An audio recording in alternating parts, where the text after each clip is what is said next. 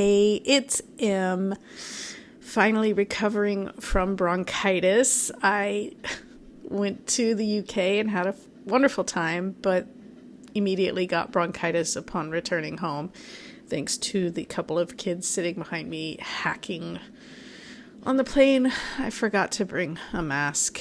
I usually travel with masks just in case, and this time I did not have one, and the result was bronchitis. So I lost my voice, and I knew I was going to need it for whatever this was. So let's get into it. So when I got back, I watched the last two Vampire Lestat episodes, MONTREAL and THE FAILURES. Do I have words? Even now that my voice is back, I'm not sure I have words for this. Okay, so what we get is 2 years to the day. So it's Halloween again, basically. 2 years to the day from the time Lestat first infiltrated the band that lived in the building across from his apartment, condo, whatever it is, in Montreal. He is planning a big final concert for that night. You know, they've done the memorial album, and I guess Lestat was the one who set up the whole being shot thing to, I don't know, give himself an out or something. Maybe he thought it would make him more popular. I would just have to say that having a song called Cabbages is never going to make you popular. That's a stupid name for a song, and it's a stupid song, and Long Face was even better than that, and Long Face is a really stupid song too. So anyway, here's my take. I do appreciate that they made it so that Lestat was not immediately successful and beloved by all, that he really had to struggle, because a big part of his characterization in the series over the books is his need for validation and his struggles when he doesn't get it, which I think is pretty relatable for today's world, where people are looking for the likes and the followers. And by the way, if you haven't subscribed, consider doing so. But anyway, yeah, so I appreciate that angle, actually, him scrolling to see how far he's gotten on the Billboard or whatever list he's looking at, and looking at his reviews. I do not read my reviews because I know better. I have somebody who does that for me and pulls quotes for me for my ads, and that's the safe way to do it. Have somebody do it for you. Anyway, it's 2 years. He and Louis are hanging out. I guess they're not together like they used to be, but they're friendly. Louis even staying at Lestat's apartment. And they have a few different plans leading up to the concert. Louis, of course, is like, you should cancel this concert. You should cancel this. They're basically planning a seance. We'll get to it. They're having a dinner party, and then the seance, and then the concert, I guess, is the itinerary for the night. The dinner party is, at a restaurant, one of Louis' restaurants, maybe, I think. I'm already starting to forget this because my brain does not want to remember any of it. And then we see very early on that Lestat gets a phone call from somebody, Mary Rick, which I was like, oh, that's going to be Merrick, and it is, which is several books down the line, but Merrick is the Mayfair witch who can summon ghosts, and Lestat and Louis have asked her to summon Claudia's ghost.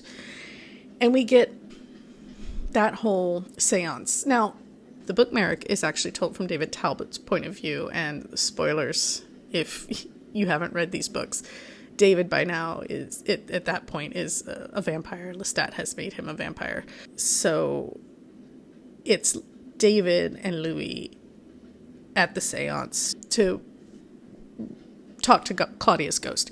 So already it's a little bit different. We've got Lestat and Louis.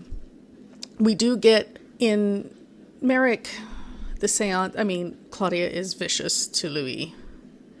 It actually causes him to go attempt Vampire Suicide. Vampire Suicide sounds like that would be a great name for a band, actually. But anyway. So yes, a lot of what she said in the episode is more or less what she says in the books, although not exact. She doesn't mention looking for Madeleine. She just says that she's alone in the void. She's wandering. She tells Louis, yeah, why don't you come join me? She's like, you'd actually never find me. But she urges Louis to end his existence. And Merrick tells David later, well, it was Claudia, but it wasn't. Like, there's this kind of sense that it was a very angry spirit, which Claudia is, but that it also was maybe not telling the truth, because spirits, when they're summoned, often don't tell the truth. Spirits, when they appear on their own, often do. So that's the difference. She's like, it was probably lying to some extent, even though it is an angry spirit. We get Claudia's ghost being incredibly vicious. In the book, Claudia's ghost manages to stab Louis with an altar knife, but it also all takes place outside, and they're in New Orleans, so it's, it's different anyway. But I thought that was a pretty good scene, and I thought the energy in that scene was really good. That was probably the best scene of the 2 episodes. After that, it just kind of goes off the rails. We get an almost let's get back together moment between Louis and Lestat. They go sit on a park bench like they do, and there's kind of a could be nice to get a Louis like, let's go live in Arizona or New Mexico. Let's get a trailer and live in the desert or something. I don't know. They have a moment, or they're having a moment, when they see Alex. So Alex has not adapted well to the whole vampire thing. He's gone mute, I guess. He's not super happy. I guess Gabrielle is the one who made Alex. And Lestat made Tough Cookie, the female drummer, I think. Anyway, Alex is struggling. He's on the struggle bus, and because he is still close to Armand, ostensibly, Armand having been his sponsor and all this stuff, he's basically working for Armand, working with Armand and Daniel, because we have now made Daniel and Armand the villains. I guess they just felt like they needed a distinct, definite villain, because in the books, there isn't really, there is eventually, there's Akasha, right? But Armand and Daniel and Lestat and Louis, and all of them are friendly in the books. So I guess for this, they just felt like, let's just take Armand and make him evil. But at the same time, it's still not clear exactly what Armand wants from people. His motivations are super unclear. He went around trying to make amends, but then he and Daniel cut Lestat and Louis' heads off. So that's, why? What are you mad? You mad because they're back together and you feel left out? What's going on here? You have Daniel. I guess, that's not enough, or he feels like he needs credit for something. I know that in the second episode, we get their heads cut off at the end of Montreal.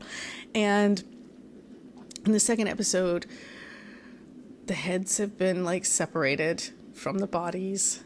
Armand has Louis' head and body separate in a laboratory setting, and is coercing Louis into writing some kind of apology letter to him. And Louis isn't going to do it, because the head and the body can still function. They're not dead yet. I don't know if they're slowly dying. It seems like maybe they're slowly dying, but it takes a long time or something. Anyway, Armand is trying to get Louis to write the letter. Louis won't, so Armand has Regina brought in, and that gets Louis to do what Armand wants. And then the sidekick guy, whose name I don't even remember, but he's sews Louis' head back on to his body once Armand has what he wants, I guess. Meanwhile, Daniel has taken Lestat's head to the bowling alley, and Raglan James comes and collects it from him. I'm not sure what kind of deal was made there. We get Lestat also. Now they have matching scars, I guess, because they get put back together in whatever way. And then Lestat goes back to the tour bus and yells at his mom and says he's not going to do the concert. Because here's the thing about the concert. So in the book, it takes place at the Cow Palace. They'll say San Francisco. It's technically Daly City. I think the parking lot is in I don't know. Anyway, in the books, it's the Cow Palace. We are, obviously in Montreal, they're doing it differently. That's fine. The whole point of this concert is that all the vampires are going to come. And there's a faction of vampires that is supporting Lestat. And, let's bring it all into the light. Let's stop living in darkness. Let's make more. That's their big campaign. And then there's all the vampires who are angry that Lestat has revealed so much about the vampires to the world through his music or whatever. And it's supposed to be this big clash, right? Which is what happens in the book. And then Akasha comes and snatches Lestat away. And we don't get that. What we see is Lestat shouting that he's not going to do the concert. And then we see the aftermath of Lestat standing on the balcony of his, apartment and looking at basically a leveled city that I guess is Montreal. And so I'm assuming that this is because Akasha came, grabbed him, blasted everything. And my understanding is, we're getting Queen of the Damned in the next season, so they're going to change the title again. And, yeah. It wasn't good. Yeah, especially all this... Okay, so all the stuff when Louis' head is chopped off and Lestat's head is chopped off, and Lestat is having these delusions, hallucinations, this dinner party with the vampires that are his children, more or less. And then also his maker Magnus is there or whatever. I don't know what the point of that was. It's not from the books, and I don't know. It wasn't that interesting. I think that's the problem. And then it ends with Lestat kind of getting more confident and getting his swagger back and having this kind of pre-concert concert. He's doing the patter or whatever and getting heckled, but answering back and just getting his groove back, I guess. But again, and what was the point of that? I don't know. Does anybody? If you have thoughts, if you have theories on that, why we even bothered with that? Why we even bothered with the getting the heads cut off and put back on? That just felt extraneous and pointless. And I mean, it just feels like a lot more work for the art and makeup department to make sure that they get these scars on them every time they're filmed now. I don't know. Also, when in all of this was the failures auction thing? When did he record these and then also have time to put them up for auction when we've got all this devastation? I'm not sure where the timeline is here. But yeah, I don't know. I was not impressed with this season much at all. And it's a shame because Lestat's a fun character. I think Sam Reed was doing a really good job considering the material. Everybody was, I think. But it was so patchy and bizarre, and it just didn't hang together the way it needed to be any kind of cohesive. And maybe that's the point. Lestat being like all over the place and us only getting snippets, but doesn't make for good storytelling, in my opinion. And I can get why they made, like I said, I can get why they made Lestat not as successful as, you know, he's not the golden boy, and that is an interesting angle, but it got lost in everything else that was happening for no clear reason. The whole Armand and Daniel stuff, and I mean, you know, we get Raglan James still hanging around or whatever. We get like Louis kind of with this fake Claudia. We got so many just weird things, and it's like, why? None of that was from the books. And I'm not saying that these have to be exactly like the books, but I'm like, if you're gonna make these changes, if you're gonna do this stuff, it should make sense to some. There should be a reason. There should be a reason that somebody could say, "Oh, I see why you changed that." And I do see that, like I said, they wanted a villain, so they went with Armand, and by extension Daniel, I guess.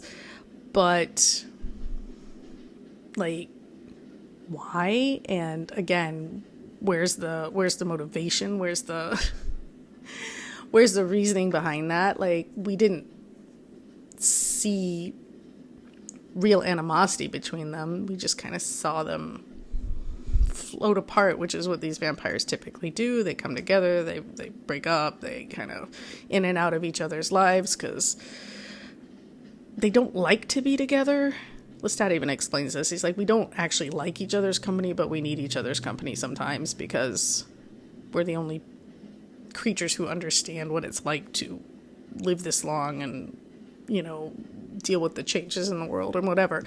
Like, at the end of Queen of the Damned and the beginning of Tale of the Body Thief, they're all living together in like this house in Miami. It's very, you know, cozy.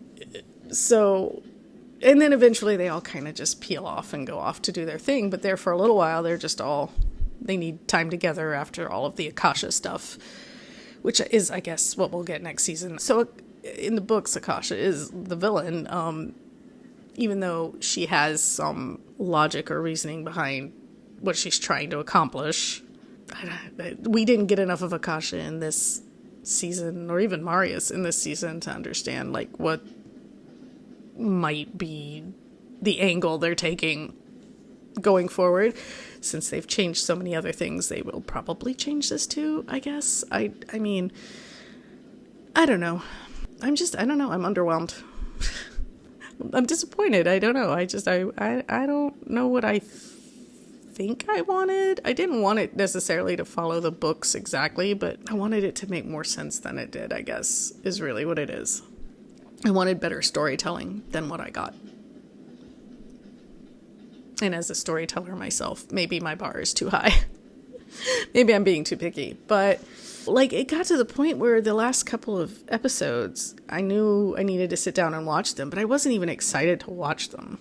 And then that penultimate episode, I actually really liked. It might have been my favorite episode of the season, Montreal, where it's him and Louis and, you know, them doing the stuff. And I was like, okay, I'm here for this. And then it ended with the decapitations and went off the rails and made no fucking sense after that.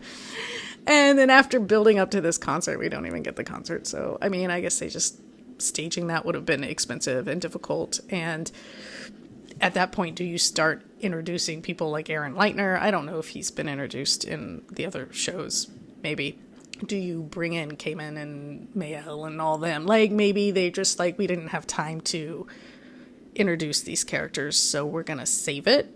But they could have been doing that this season instead of whatever the fuck they were doing with Armand and Daniel and the band and all this stupid stuff. I don't know.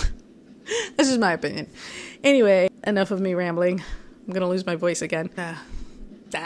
If you think I should reread Tale of the Body Thief and start reporting on that, let me know, because I'm sure we're gonna... The way they're kind of blending books, like Blackwood Farm, like we got the mention of Blackwood as a name, and, you know, one of the names Lestat uses and stuff, but, like, So they are like already kind of pulling threads, right? Louis kind of mentions in passing Armand's history, which if you've read the books, you know, in the books, first of all, he's from the Russian steppes. You know, he was basically trafficked as a child and ends up in a brothel in the 1500s where Marius falls in love with him, takes him in, teaches him to paint, because at that point Marius is a Renaissance painter or whatever. And he has to turn Armand into a vampire under duress when the palazzo is attacked by people who have begun to realize that Marius is not a natural human. So Armand is created far too young. In the books, he's like 15 when he's transformed into a vampire. And so he looks perpetually young, which obviously we did not go with here. And so I don't know if we're going to get all of that backstory, if they're going to have shifted that. Because, like I said, Louis kind of refers to how sad he is for Armand's, history. So we know there's tragedy in it. We just don't know if it's the same tragedy as in the books, I guess. But yeah, if you think I should keep reading the Vampire Chronicles and posting about them, let me know. And if you watch the show, I'm sorry. I think we're all like due some kind of compensation for that. But maybe I'm being too harsh, probably. But let's just say I have no desire to rewatch it. And like some shows I would rewatch, this I would not. So yeah, I must tell you something. I can reread the books. I would probably consider rewatching Interview with Vampire, the 2 seasons, but I would not want to rewatch this season, not even to try and understand it better. So if you have different understanding of this season than I do, please explain things to me in the comments. But yeah, I have some books that I will make some videos about soon, and I'm gonna go see Spider-Man today, so maybe we'll talk about that in a video soon. But until then, until next time, take care.